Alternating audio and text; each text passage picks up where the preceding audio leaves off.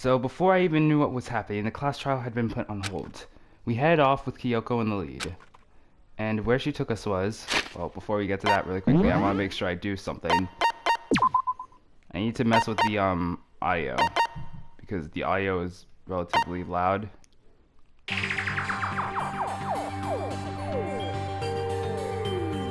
The girls' locker room?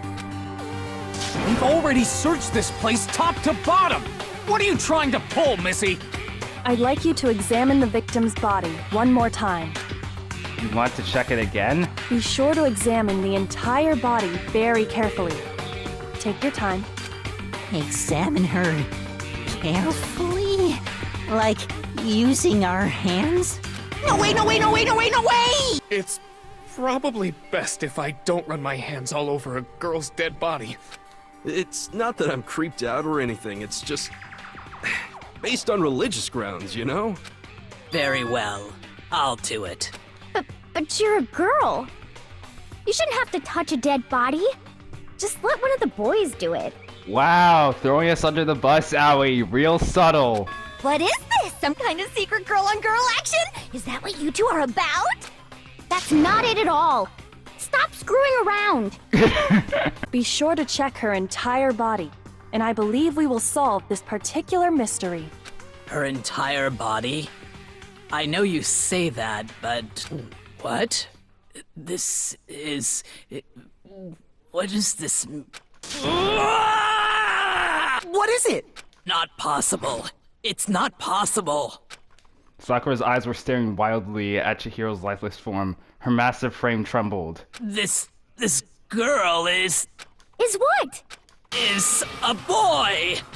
Ah, I see. So she was actually a he. Interesting. Thank you for confirming this fact. What? You're joking, right? I wouldn't joke about this.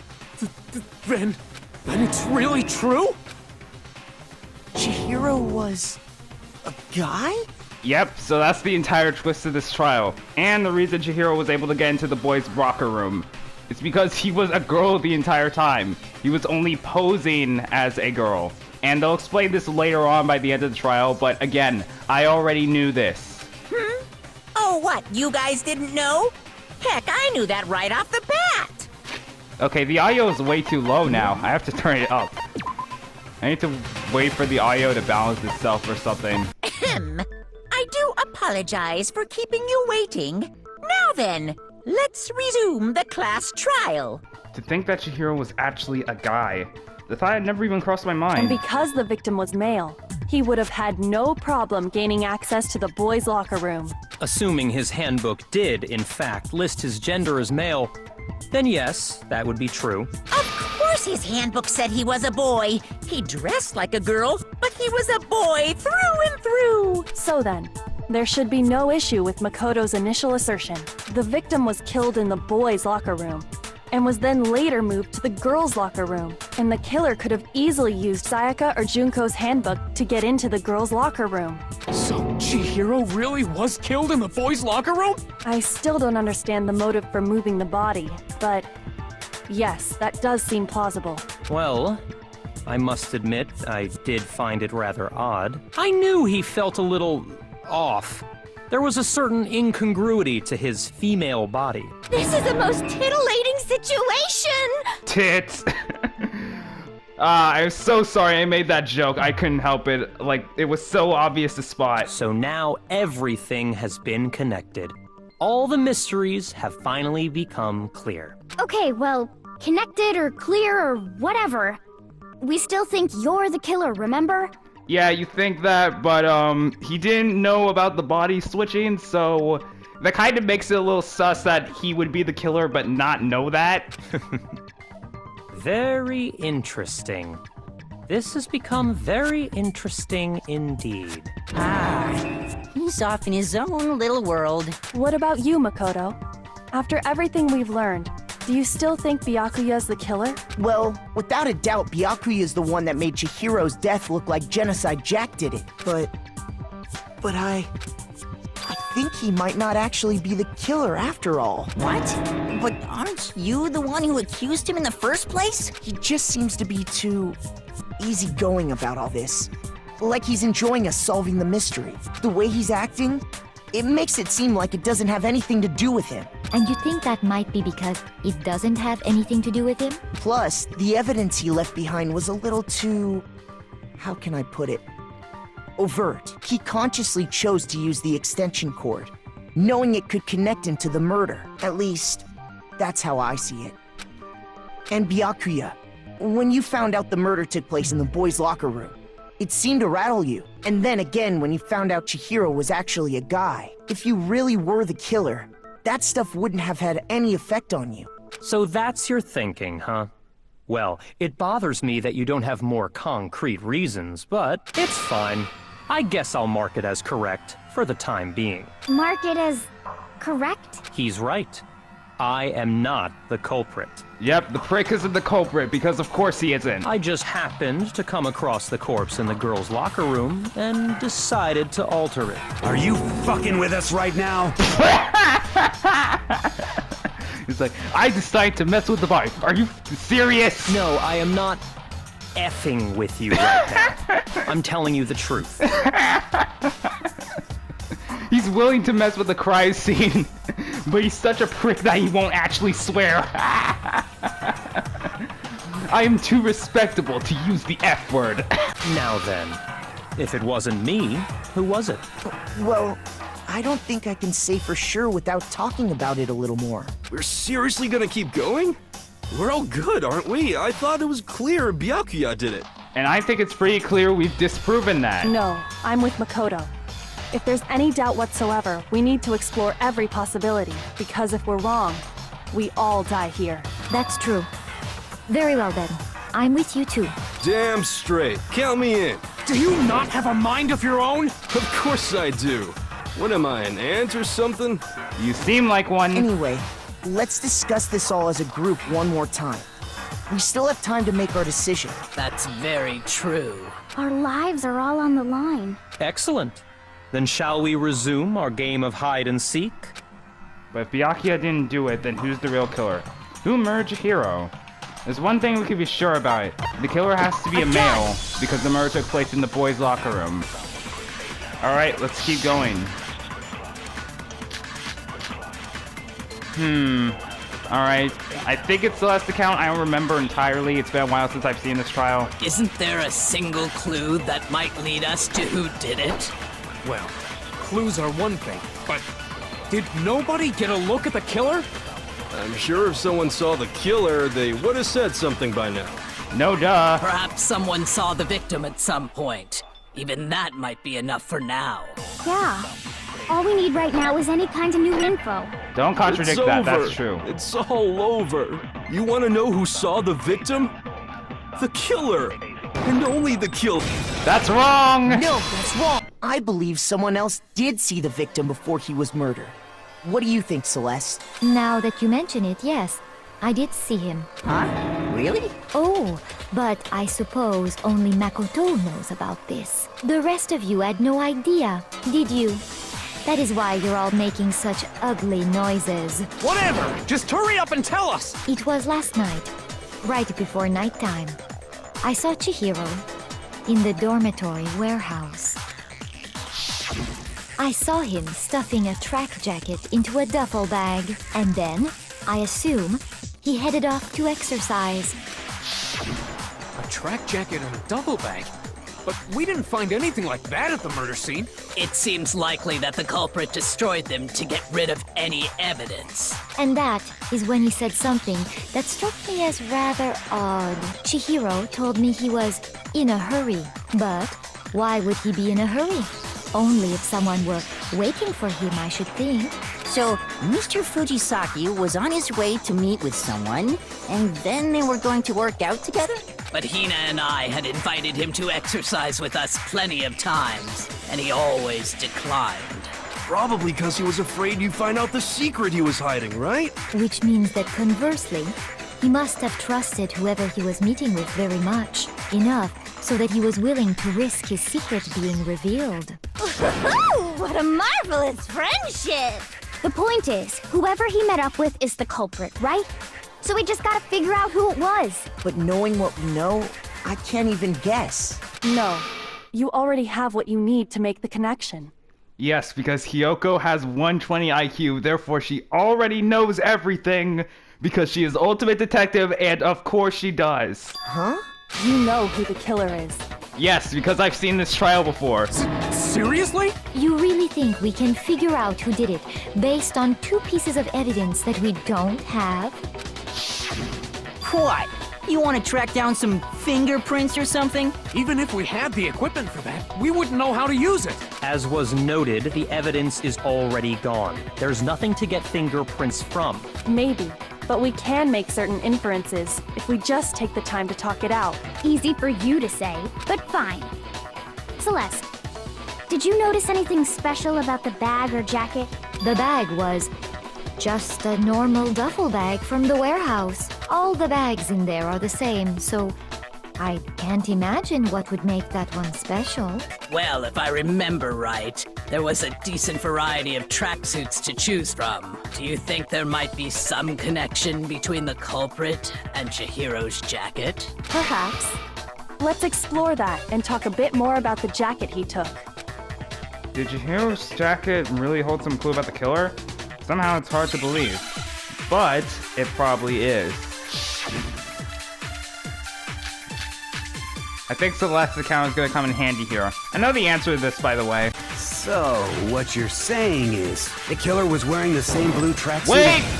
Wait! No, that's wrong. Hold up a minute! We didn't discuss colors yet, Mondo. You done messed up. Hold on a second, Mondo. What did you just say? Huh? What'd I say? When Celeste testified a few minutes ago, she said... that she saw him stuffing a trap jacket into a duffel bag. She never said anything about the color. She never said anything about the jacket's color. So why did you say Chihiro's blue tracksuit? What are you... You just... Let me just say, first of all, this is an awesome clue, and the fact that they slipped this into the game is literally amazing. I highly doubt anyone would get this on their first try, unless they were incredibly perceptive. Hey, Celeste, what color was Chihiro's tracksuit? As a matter of fact, it was blue. And before we began the trial, did you tell anyone that? The only one I told about any of this was you.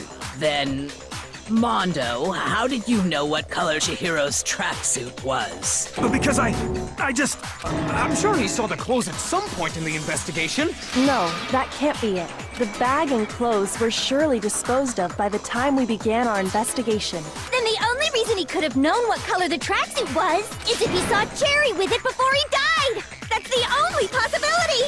Cherry? Are you talking about Chihiro? So, how about it? Did you see the tracksuit or didn't you? Just by chance. I just happened to see it last night. He walked past me, and he was carrying the tracksuit in his hands. Nope, that doesn't work either. He was stuffing it into his bag, remember? No, that can't be it either. When Celeste noticed it, Chihiro made a point of making sure the jacket was completely in the bag. If you just ran into him briefly, you couldn't possibly have seen what color the tracksuit was. Yeah. It would appear you've dug your own grave. Perhaps. But you handed him the shovel, didn't you? That's why you said what you did. Focus on the tracksuit and it'll be obvious who he met with? What a bunch of nonsense. Ah, now I understand. It was all one big bluff, wasn't it? Your true intention was to draw a slip of the tongue from the culprit. That's why you said you knew who did it. To put them on edge. That's right. However, Mondo was my target all along. I had my suspicions about him from the very beginning. But why? What made you so suspicious? That's a good question. The way he talked. See, this is because of the thing that I pointed out earlier. Remember when I mentioned Mondo was calling Chihiro a dude? Even though we all initially thought she was a she? Yeah, unless he already knew about her identity, he wouldn't have known that. So, yeah, that instantly made him sus. There was a certain turning point that tipped me off. Maybe you didn't notice it, Mondo, but you tend to refer to men and women differently. You only call guys dude. For girls, it's chick. And after he was killed, you happened to refer to him as dude. Once I picked up on that, it occurred to me that Mondo knew something we didn't. You noticed such a tiny detail? Are you a witch? She's a witch! You're positively frightful! No, I'm not the frightful one. Not nearly as frightful as someone capable of murdering a friend. Mondo, was it really you? Did you really kill Chihiro? I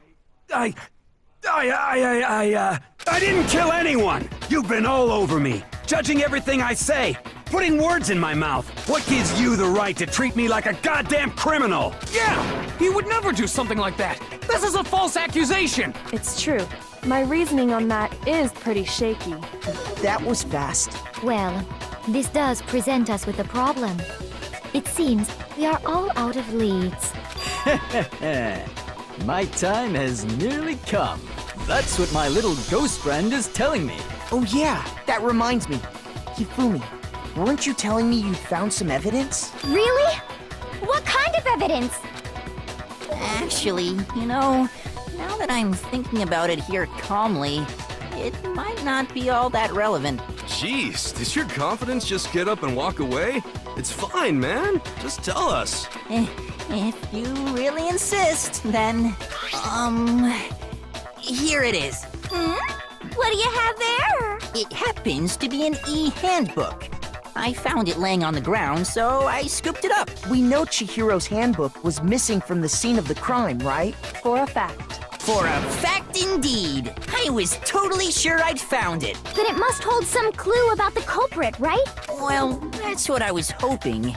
But it's busted. It won't even turn on. I imagine the culprit broke it to get rid of any evidence after the murder. That's odd.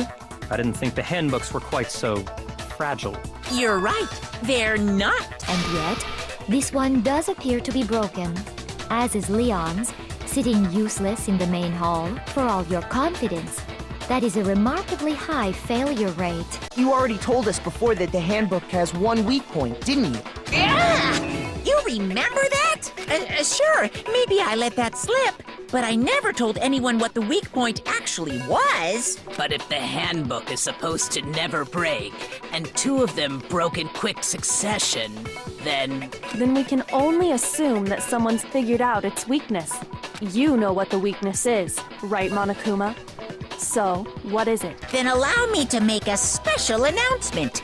The weak point of my cutting-edge e-handbook is... when it's exposed to high temperatures for too long, it will suffer a meltdown and totally break! So, just like actual phones, if they overheat, then they will crash or something. I flippin' knew it! You knew it? Yeah, because I found the handbook laying on the floor of the sauna. The temperature in the sauna can reach over 200 degrees. Strange how you don't get burnt, huh? It's because as your sweat evaporates, it creates a cooling layer of air around your skin. If the hot air of the sauna were somehow pushed directly onto your skin, you'd definitely get fried. That layer of air would get blown away. That's why you may feel a burning when you move around. So when you're in a sauna, make sure to keep nice and still. Wow, interesting. I learned one new fact today. That is a mere trifling speck of knowledge. Anyway, if you found the victim's handbook in the sauna, then the killer must have been purposely trying to raise its temperature in order to break it. meaning the culprit somehow knew its weakness. But how'd they find out? Monokuma said he didn't tell anyone, right? Indeed. Quite the mystery. What if they found out by accident? What do you mean by accident? What if the killer took their own handbook into the sauna, not knowing its weakness, and it broke? They'd realize it was broken, of course, and it wouldn't be hard to figure out why. And once they had Chihiro's handbook, they knew they had an easy way to dispose of it. I won't say it's not possible, but Who would have done something like that? I don't know of anyone who took their handbook into the sauna. I might know someone who did. Whoa! Seriously? I think the one who may have taken their handbook into the sauna was... Sorry about this, Taka, but I'm gonna have to expose your friend. So, you guys remember when Taka and Mondo had that competition in the sauna? You may remember Taka didn't have his clothes on, because you're typically not supposed to have your clothes in the sauna. But Mondo did. So, if he left his handbook and his clothing while he was in the sauna, yeah, it definitely would have broke. He would have found out he's the culprit. Here's my answer. Mondo, your handbook got broken in the sauna, didn't it? What? Why? Why do you keep accusing him? Because he's the culprit! Mondo discovered that taking your handbook into the sauna could easily destroy it. No, wait, hold on. You've got it all wrong. He would never kill. I don't accept this. Show me the proof. The actual solid proof. And it's Leon's handbook, isn't it? Because Leon's handbook is said to be broken. But Leon's handbook should have Oh, we got 5 votes here. This actually becomes hard to figure out. Right. Well, my goddamn handbook works just fine. Oh, come on, I missed. See? Look, Makoto was wrong after all. Mondo wouldn't hurt a fly. Alright, so I missed that one, but I know what the answer is already. Well, my goddamn handbook works just fine. Well, your goddamn handbook is broke. Oh, come on. Look, I missed. Mondo wouldn't hurt a fly. I missed. I missed a second time. Well, my goddamn handbook works just fine. I missed it. Makoto was wrong. Mondo wouldn't hurt a fly. I missed again. I shot all the things that I still missed. Why is this one hard to get? Well, my goddamn handbook works just fine. No! God! See? Makoto was wrong. Mondo wouldn't hurt a fly. If I screw this up, I'm gonna run out of time. I need to get this done. Well, my goddamn handbook works just fine. No! Makoto was wrong. Mondo wouldn't hurt a fly. I keep missing it.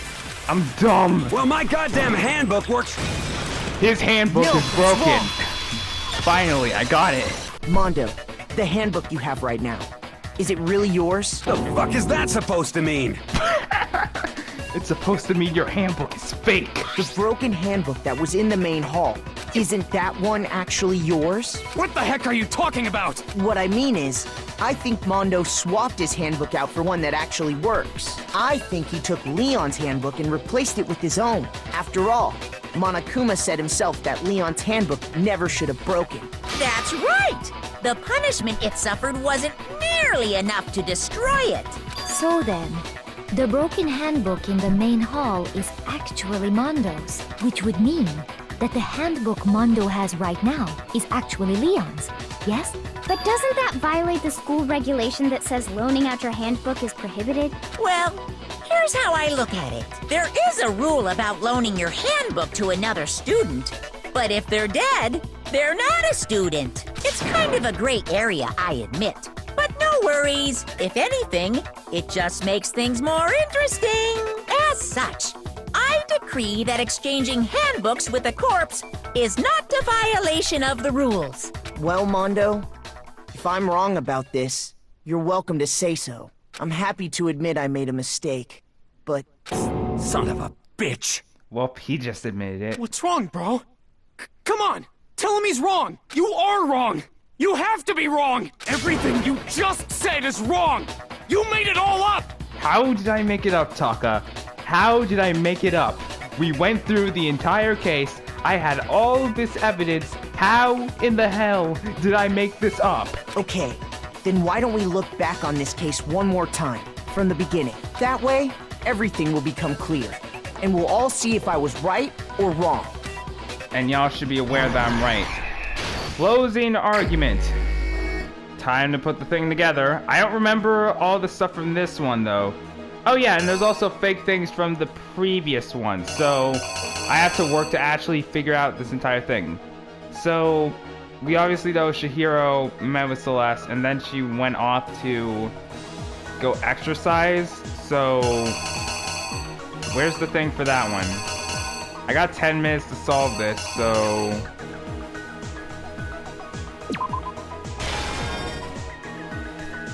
Was it this, I think? Her stuffing it away? Or something like that? Yeah, I'm pretty sure. Then I believe she took out her handbook and swiped it. This goes right to left, so I have to go up, down, right, left. The exercising happens. I believe here the murder weapon was picked up, which we know the murder weapon's a dumbbell. And that's when Chihiro got attacked. That would also be when the poster got sprayed. Nope, wrong one. There we go, that's when the poster got sprayed. And Chihiro's dead. After that, the switching of the carpets, I believe, happened or something like that. So... Wait. Wait, are there two versions of the e-handbook thing?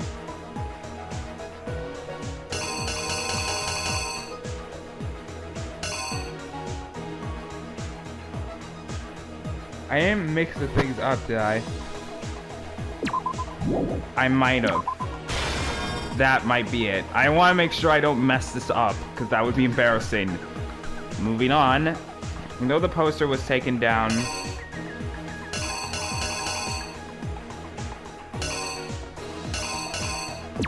He went to the girls' locker room. That's where the card got swiped on his end. Put up the poster, left the body, and the areas have been switched. Byakuya finds the body and decides to screw with it. So that would be him staying at the message, him using the USB.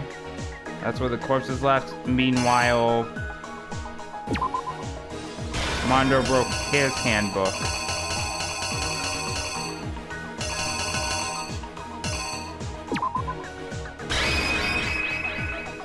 I think that could be it. Is it? Does this appear anywhere else in the thing?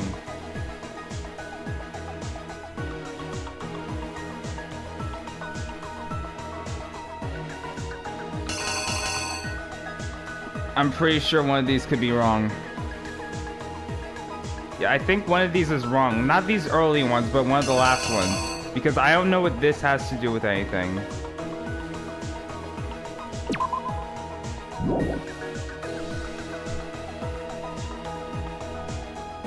Especially when the girls' room appears somewhere else. Wait, but that's just one person though. So, I have to figure this out. I know he took it to the girls' locker room. Bodies got moved. He would have come across it at this point.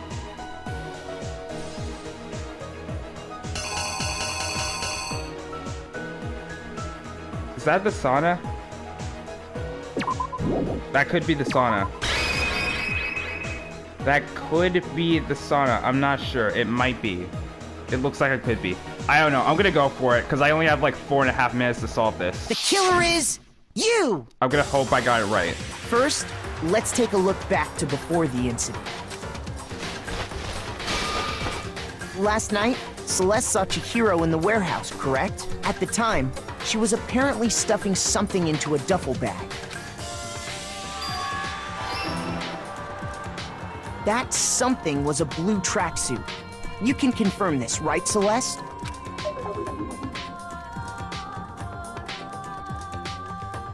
With bag in hand, Chihiro headed out, even though it was officially nighttime. She made her way to the locker room, specifically the boys' locker room. But how could the victim, who was apparently a girl, access the boys' locker room? Oh, that's not the right one. That's not the right one. That must have been copied somewhere. Alright, so this one's wrong, so...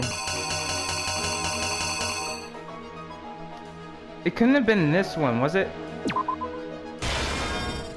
Oh, wait, no, they're in the wrong order, are they? Here's exactly what happened! Alright, so continuing off here. She made her way to the locker room, specifically the boys' locker room. But how could the victim, who was apparently a girl, access the boys' locker room? There we go. Simple. Because she was really a he, which is why he was able to use his own e-handbook to gain entrance to the boys' locker room. Once inside, he met with someone there. And the person he met was the one who killed him. It seems likely that the killer grabbed the nearby dumbbell, approached the unsuspecting Chihiro, and attacked him.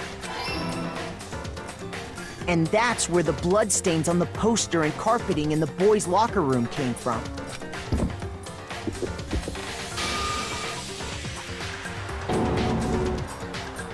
It was likely in the heat of the moment. The body was arranged, but the murder itself felt unplanned. Which is why the killer hurried to try and hide the act. First, pulling up the bloodstained carpet, then removing the bloody poster. Alright, I got it right. And finally carrying the corpse into the girls' locker room. A girl's handbook was necessary to get into the locker room, of course, but this alone doesn't prove that the killer was necessarily a girl.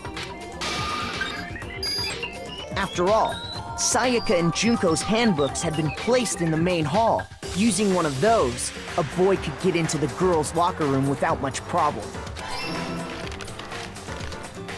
And that's exactly how the killer did it. With the carpet and the poster they brought with them, they got to work.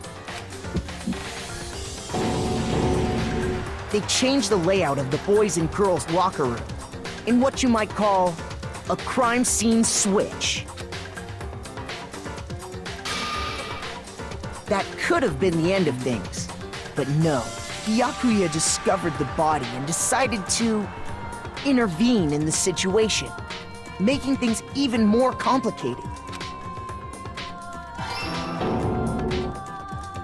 So, after stumbling on the crime scene, he went and grabbed the extension cord from the library, and then he got to work. He used the cord to string up Chihiro's lifeless body.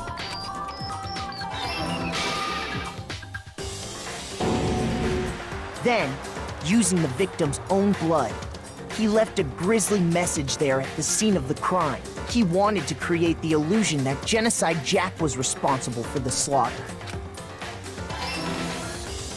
Alright, that's right too. And around the same time that Byakuya was putting together this facade, the killer, having already disposed of Chihiro's bag and other belongings, arrived at the sauna. There, they planned to destroy the last piece of evidence, Chihiro's handbook.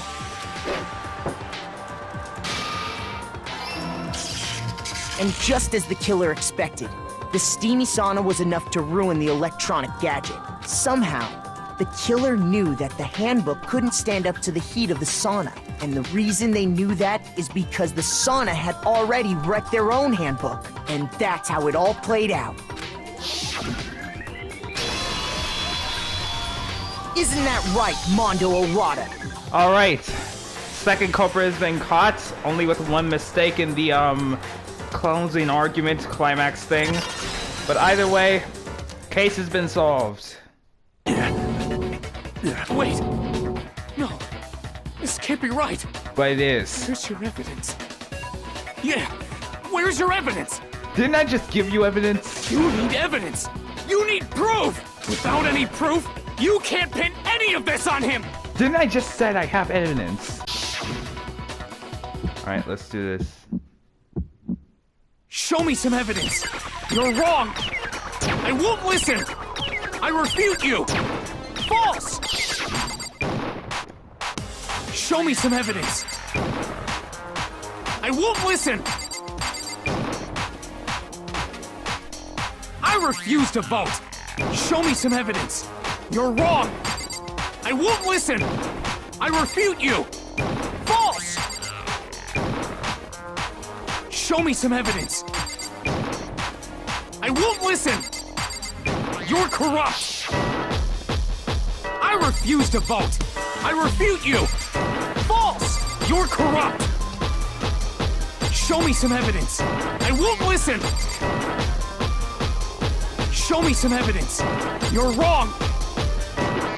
Well, I'm not wrong. Show me some evidence! Here's your evidence! This should prove it. Get wrecked! If my thinking so far is right, Mondo must have replaced his broken handbook with Leon's. In which case, we can just check each of our handbooks right now. Once we do that, we'll... We don't gotta do that. Oh. Huh? Yeah. Yeah. I did it. I killed him. Alright, he's admitted it. That being said, he kind of already admitted it, but now we know for sure. So Mondo killed Chihiro. That's the end of the case. I made one mistake at the end, but I still got an A. Let's go. What are you saying? I got no choice, man. After hearing all that, I gotta just... give up. Go ahead, Monokuma. Get it over with. Ask for the goddamn verdict. Mondo is guilty. Case closed. Uh-oh. This time it looks like you got it right again. Yes, it is so. The Blacken that killed Chihiro Fujisaki was... Mondo Owada! Unbelievable. In case you're wondering, the vote was not unanimous. Kiyotako chose the wrong answer. You're treading very close to the danger zone, Mr. Ishimaru. You need to be more careful. What? I refuse to believe it. There's no way he'd kill someone. Sorry. Sorry.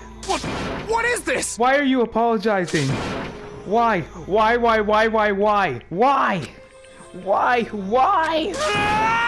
did you do it?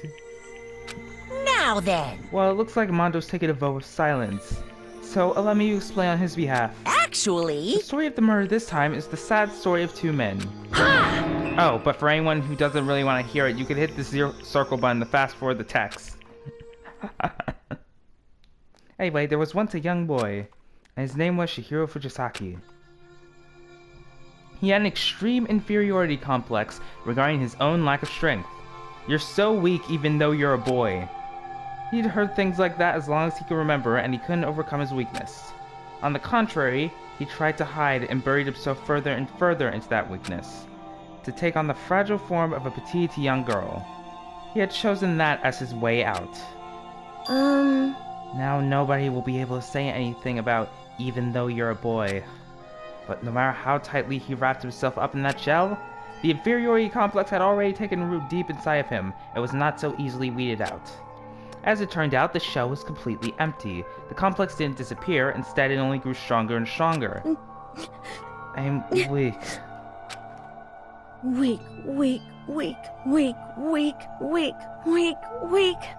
This is sad. Once the killing game had begun here at the school, he had no choice but to accept this fact. After all, this world is survival of the fittest. If you're not strong, you don't survive.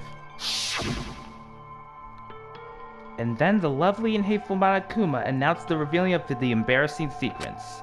Which of course includes Chihiro's embarrassing secret, which I was more than willing to divulge. Even though he dresses like a girl, Chihiro is actually a boy. Hey, And that was something Chihiro couldn't let anyone find out no matter the cost. If that was revealed, it would come to be at the end. The hardened shell would crack, the armor would fall away. Without a doubt, those around him would torture him more than ever before.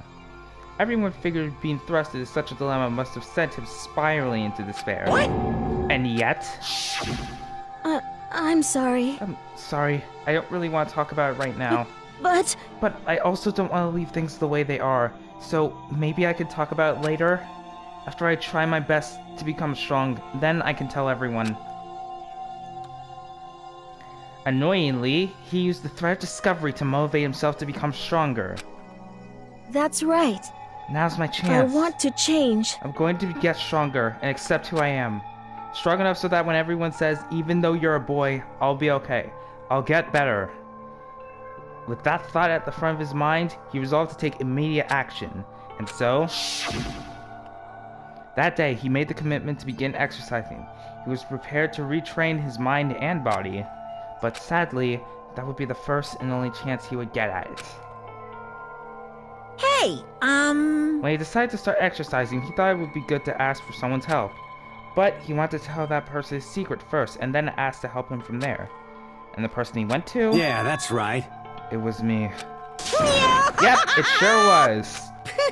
The biker gang fellow had been painfully clear about how important his manly promises were. So Chihiro probably figured even if he confided in Mondo, his honor would make him keep the secret. uh-huh. Plus, Mr. Macho Mondo was the very symbol of a strong man that Chihiro had always aspired to. Maybe talking to Mondo about will help give me some courage. So he went and asked Mondo to help him become strong. It said Chihiro, even though that was probably Monokuma speaking. That was his aspiration. And he thought that only with Mondo's support would he ever be able to come to close that. Correct. So then, that must be why Mondo did what he did, to keep the promise he made to Chihiro. Huh? Did what he did? You mean, that's why Mondo carried Chihiro from the boys' locker room into the girls'? Indeed. Yes, that's exactly what I mean.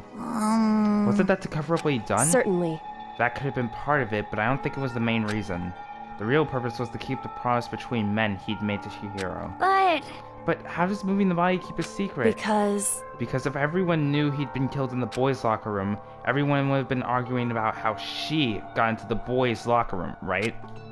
Once that started up, at least a few of us would immediately begin to suspect his identity. So, he tried to protect Chihiro's secret by putting him in the girls' locker room and stealing his handbook. See?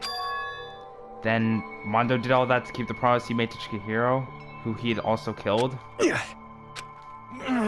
Why would he do that? The more I hear you talk, the more I don't understand. I mean, you guys trusted each other, right? So why? Why did you... Because no matter what, I didn't want anyone to know. I knew it. So that's what triggered it, after all. The possibility of having your embarrassing memories and secrets exposed. What is this? That's impossible. Nothing could have been that bad. Something that he didn't want anyone to know, even if it meant killing someone. You're wrong! It's impossible. Don't make me repeat How many myself. times must I repeat myself? To judge others by your own standard is the height of folly. Even if you can't comprehend it, he obviously can. That's all there is to it. Well, while we're on the subject, why don't I tell you? That embarrassing memory, secret he didn't want anyone to know. Hey, You know what Mondo did? He killed his own brother.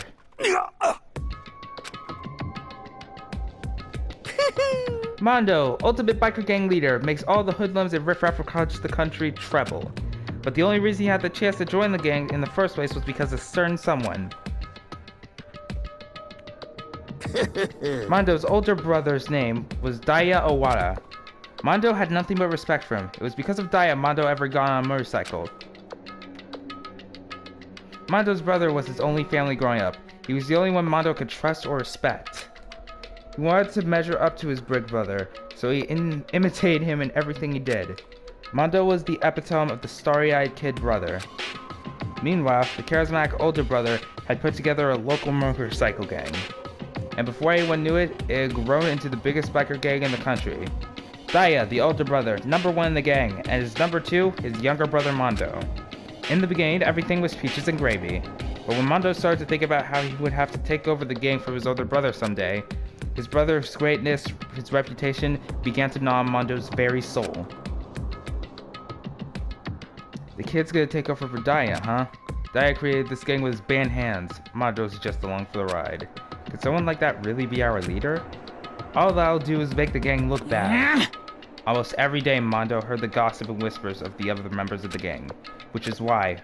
I gotta get stronger. Stronger than Daya. Once, just one time. No matter what, I've gotta win. Don't fuck with me! I don't care what it takes, I gotta come out on top. And on that night of his amazing brother's retirement ceremony, Mondo challenged him to a street race. But during the race, tragedy struck. The kid brother pushed ahead with reckless abandon, eager for victory and dashed into oncoming traffic. But suddenly...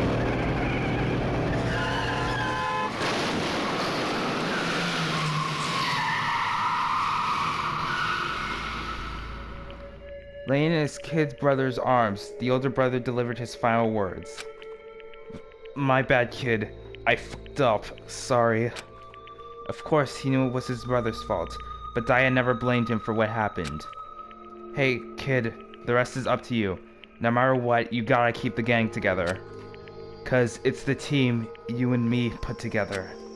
It's a promise between men. He decided to hide the truth of what happened from everyone else in the gang, in order to keep the gang together and keep the promise to his brother. He could never admit to anyone that it was his own weakness that caused the accident.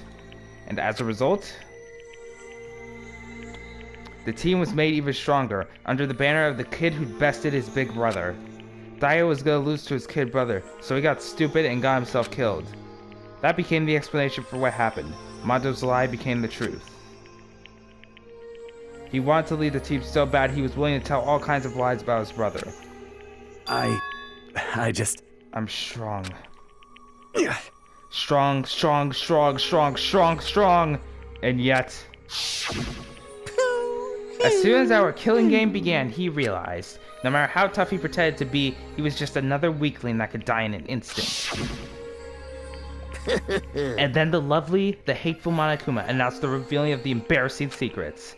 At that point, it was clear I would have no problem shedding light on his secret.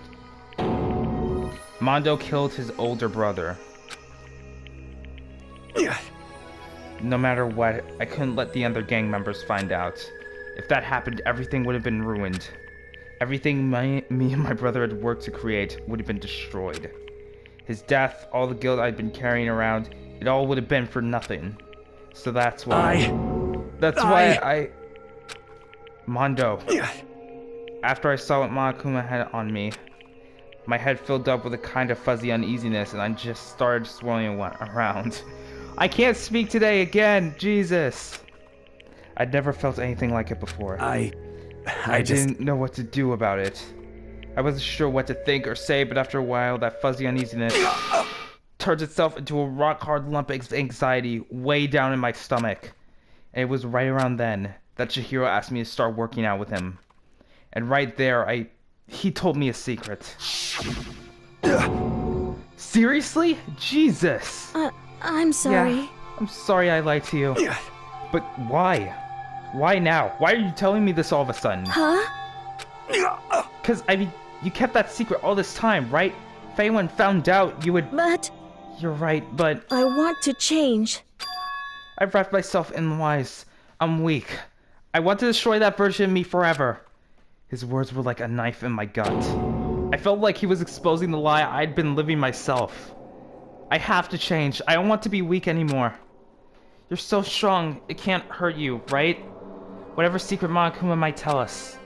You piece of... So what? You're saying I should just say it? What? You're saying that if I really am, I should just be able to tell everyone my secret. Huh? I was jealous. I was jealous of Chihiro's strength. He had the strength to face his own weakness, to try and overcome it. It was the kind of strength I never had. So I was jealous of him. That jealousy broke me. What? Are you making fun of me? I'm strong. Are you fucking with me right now? No! I'm not making fun of you. You really are strong, Mondo. I felt like I could hear something starting to creak. Something inside my head. What did he want me to do? What was I supposed to do? Was I supposed to just sit back, let my secret get revealed and ruin everything? What's wrong? Damn you! Why did you have to tell me that? Are you trying to rub my failure in my face? I just wanted to... I just really admire you. I admire your strength. Yeah, that's right. That's right. I am strong. Strong. I'm strong. Yeah. Strong, strong, strong, strong, strong, strong. Stronger than you! You son of a bitch! And stronger than Daya! I don't remember anything after that. When I woke up again, he was laying at my feet, covered in blood. I had the dumbbell in my hand, and I was just staring at him down on the ground. Hey! I killed him. I killed Chihiro. Oh shoot, I'm skipping voice lines, I'm sorry. Even after all this time, I'm still just as weak as I've always been. And thanks to that, I did something I can never take back. Mondo. He was normally so aggressive, so angry. He hid that weak side away from everyone. That was a secret. Okay, so before continuing onwards in the ring, I'm going to say this right now. Mondo is the only blackened in this entire series who has legit wished that he could take back what he did. Also, I think this is the only time that a murder happened in the heat of a moment. Like, he didn't intend to kill Chihiro, it just straight up happened. A weakness like that lived in a heart like his, and it turned him cold-blooded. God damn it. Look at him, you see? You're all just like him. For a secret from the past, for a memory. For that, he killed another living human in cold blood. He couldn't cut free of his regrets from the outside world. He doesn't know what true strength is. Do you see hope anywhere in there? Cause I sure don't. You bastard! Just shut up, you son of a bitch! Go ahead, say that again, I dare you! Yep. Okay, I'll say as many times as I want, is what I want to say, but unfortunately I can't do that right now because the time for punishing is fast approaching. Punishing? It can't be. You mean execution? Well now, That's what I promised, right? The blackened that disturbed the peace will be punished. Ridiculous. Hold on. Now then, I prepared a very special punishment. For Mondo Owada, the ultimate biker gang leader. No, wait! Let's give it everything we've got. It's punishment time! I said wait! Sorry, man. I couldn't keep the promise we made. From one man to another. Mondo is so freaking badass and cool. It's so unfortunate that he died. Same for Chihiro as well. Would have been nice to get them longer. Either way, Mondo has been found guilty. Time for his punishment. What's unfortunate is that I consider this to be the weakest punishment in this series. So here's Mondo on a bike. And Monokuma is here with his hairdo because of course he is.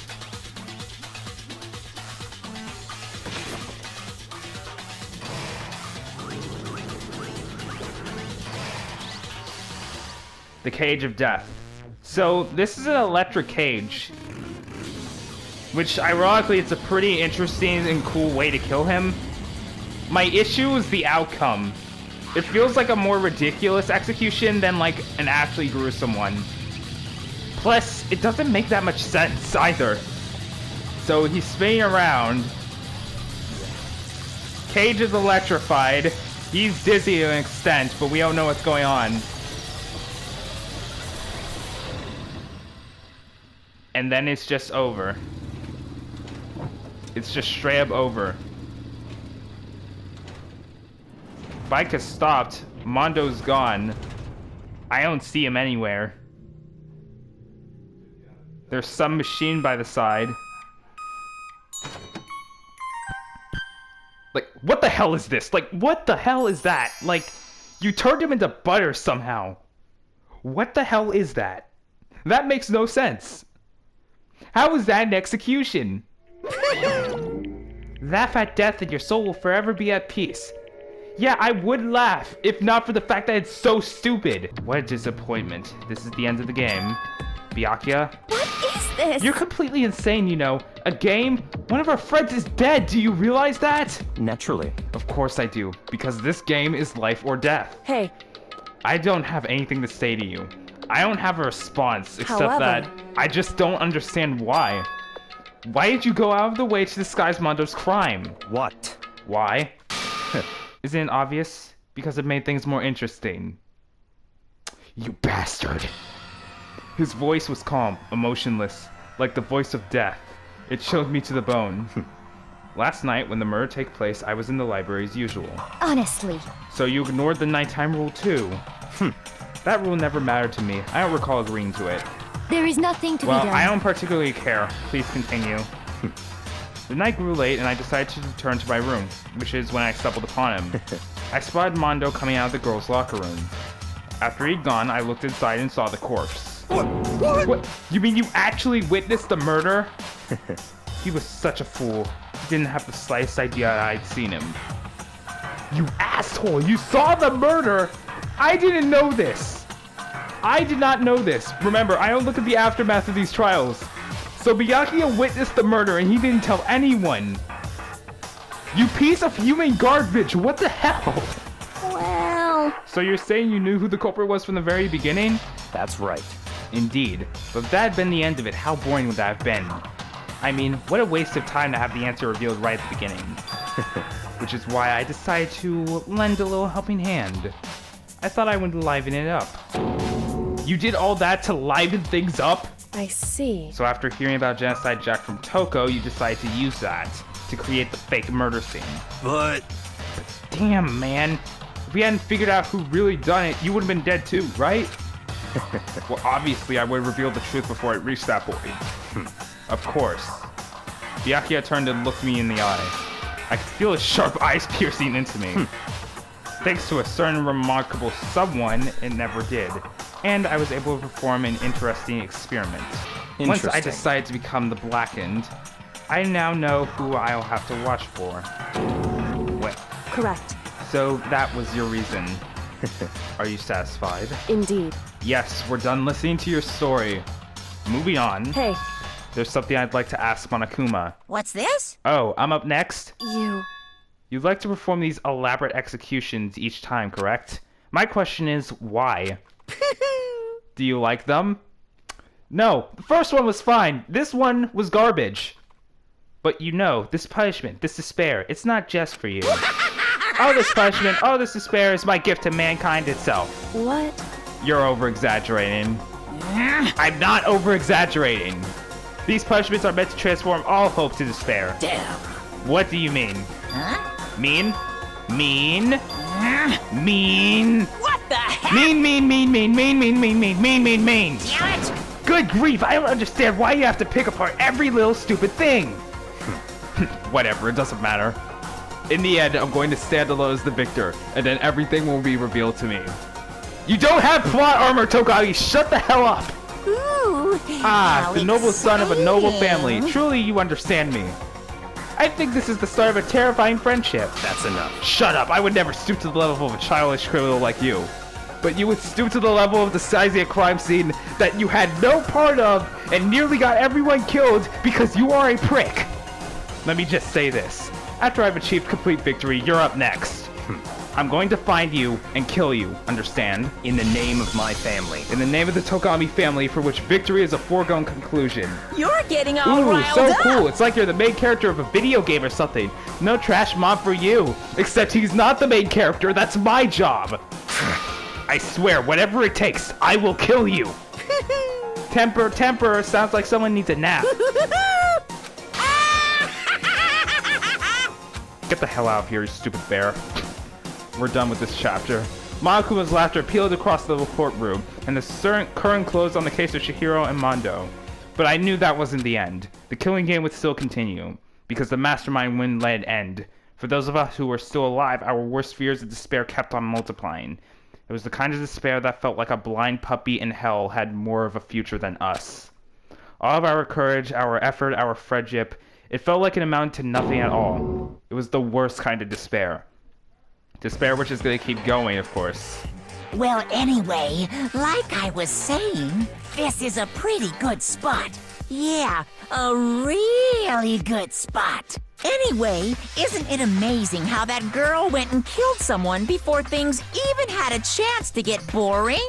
Once things really get moving, it'll be like a roller coaster. There won't be any stopping it. Fear and despair charge forward at a speed nothing can hope to match. But I must admit, I'm disappointed. I went to all the pain and effort of making you part of the group, and you couldn't play your part. You do remember you were supposed to make the first move, right? Well, no biggie. Nothing we can do about it now. So just do your best to make things more exciting from now on, okay? After all, that's what everyone wants to see. There's one thing I'd like to ask you. As long as you don't want to know my measurements, fire away. Who is it? The 16th high school student, I mean. Ooh. My, you really took me by surprise there. I know I said you could ask anything, but super denied, ultra denied, demonic denied. Because you see, that's my ace in the hole. And nobody'd be dumb enough to reveal that, right? No matter how close they were to their friends.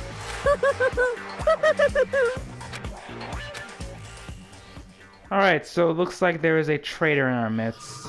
That being said, I know who it is already because I know the series. Boy's Life of Despair, Chapter 2 ended. Another 2 classmates gone. And then there were 10.